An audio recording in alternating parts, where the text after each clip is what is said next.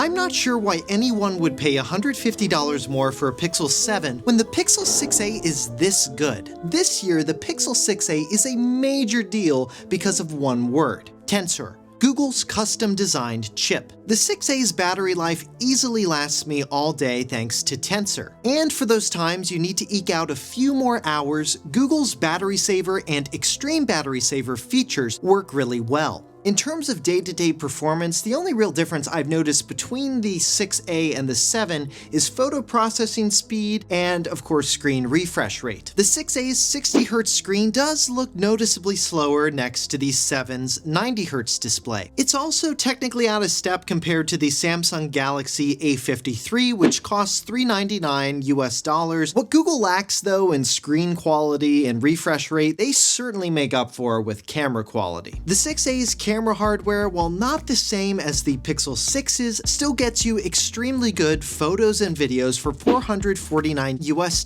thanks to Tensor. Well-lit photos from the 6a's main camera look pretty much indistinguishable from the higher-priced Pixel 7 and 7 Pro. In lower light, because the 7 and 7 Pro have pixel-binning 50-megapixel sensors compared to the 12-megapixel sensors on the 6a, low-light photos won't look as impressive. The 6a does come with night sight, which uses computational photography and long exposure times to capture pretty good-looking shots considering how little light is available. Tensor on the 6a has also significantly improved video quality. The 6a video quality is extremely usable. Plus, you also get the excellent cinematic mode, which looks just as good as footage taken on the 7 Pro in many scenarios. Now, at this point, you're probably thinking, okay, great, the 6a's camera system, it's so good, I don't even need to consider the 7 or the 7 Pro. And that's mostly true unless you need to zoom. Last week, I was out in the park and I wanted to get some footage of this really cool crane that was just standing on this dock. If I just had the Pixel 6a, this is all I would have gotten. But with the 7 Pro's telephoto camera, I was able to get much better footage that showed the crane zoomed in. Also note, the 6a's camera system seems to pick up LED banding from my lights, which isn't something the 7 or the 7 Pro do. The 6a also makes it easier to remove people in the background of your photos by utilizing Magic Eraser. And this feature also works well with photos you didn't take with your Pixel camera. There's also a new mode that lets you de-emphasize the color of an object so your eye isn't drawn to it as much. You also get all the other helpful camera features like the rule of thirds grid, level guide, selfie illumination, and focus guide that make the Pixel camera system one of the best and easiest to use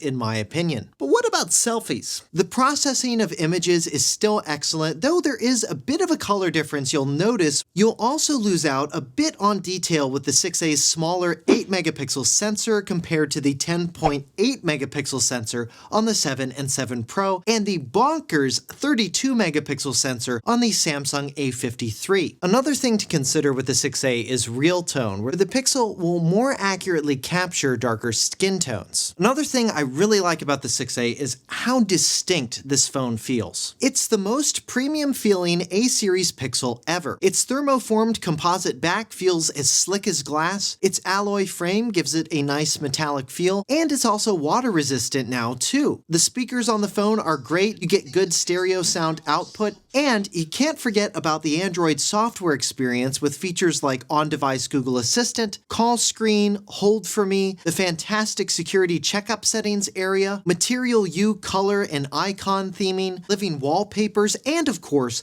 home screen widgets. The 6a will also work great and unlock exclusive features with Google's ever-expanding ecosystem of devices like the Pixel Buds Pro, Pixel Watch, Chromebooks, and the upcoming Pixel tablet. So, should you go for the 6a, or should you wait for the 7a, or should you grab a 7 or 7 Pro while on sale? If you're looking for a basic phone to do things like take calls, photos, videos, and maybe play a game or two, and you don't want to spend a lot of money, you should just get the Pixel 6a. But what about the Pixel 7? While it's only $150 more, I don't think it's worth it for the 90Hz display, slightly better camera system, wireless charging, and face unlock. I'd only go for the 7 over the 6a if you find the 7 on sale and the price difference is like $75 or $50. If you're looking at the 6A as well as the iPhone SE or Samsung A53, I'd still generally go for the Pixel 6A. I'd choose it over the iPhone because of the more modern design and better camera system, and over the Samsung A53 because of the camera system and software experience. However, if you really care about screen refresh rate and a higher megapixel camera sensor, especially for that selfie camera, that's where the Samsung A53 will beat the Pixel 6A. The Pixel 6A is priced at $449 US